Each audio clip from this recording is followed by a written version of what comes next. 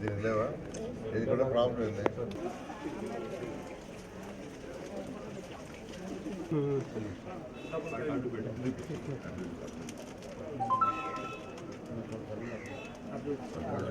Sir మీరు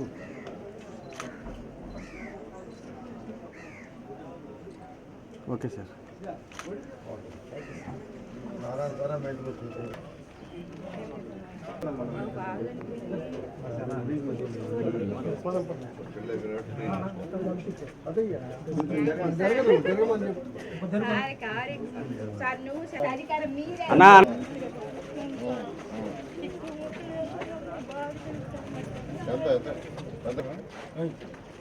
బాలకృష్ణ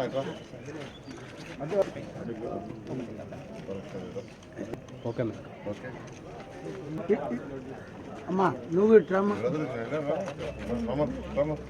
పక్కన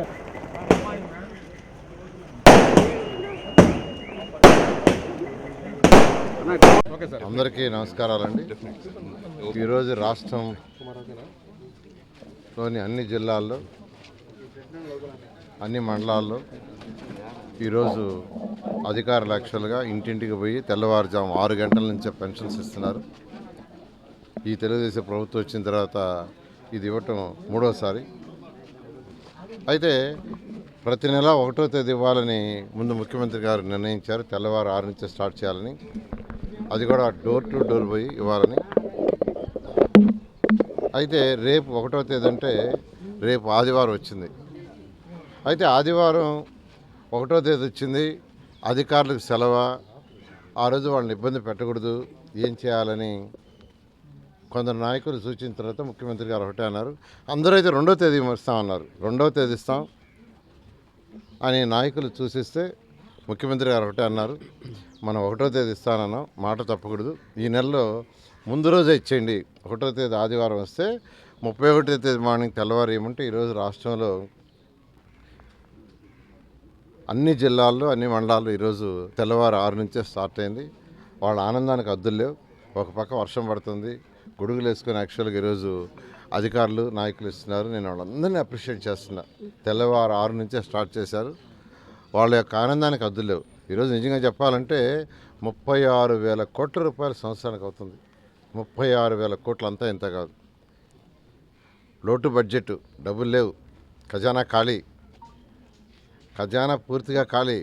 కేంద్ర ప్రభుత్వం ఇచ్చిన డబ్బులు కూడా గత ప్రభుత్వం రకరకాలుగా డైవర్ట్ చేసింది. ఉదాహరణకి మున్సిపల్ శాఖ, నా శాఖలో గత సంవత్సరం అంటే 2023-24 సంవత్సరానికి గాను మొదటి 6 నెలలకి మార్చి నుంచి సెప్టెంబర్ దాకా 454 కోట్లు ఇచ్చి అది మున్సిపాలిటీస్కి ఇవ్వమంటే దాన్ని కూడా వాడేశారు. ఎట్లా వాడేశారో కూడా తెలియదు. అవి మున్సిపాలిటీస్కి, లోకల్ బాడీస్కి కేంద్ర ప్రభుత్వం ఇచ్చేది.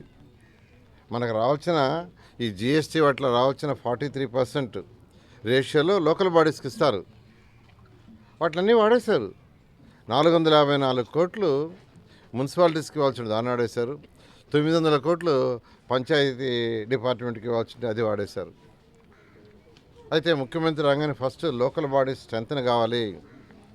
పంచాయతీలు కావచ్చు, ఇటు అర్బన్ కావచ్చు, మున్సిపల్ కార్పొరేషన్స్ అయినా, మున్సిపాలిటీస్ అయినా, నగర పంచాయతీ అయినా స్ట్రెంగ్త్ కావాలి.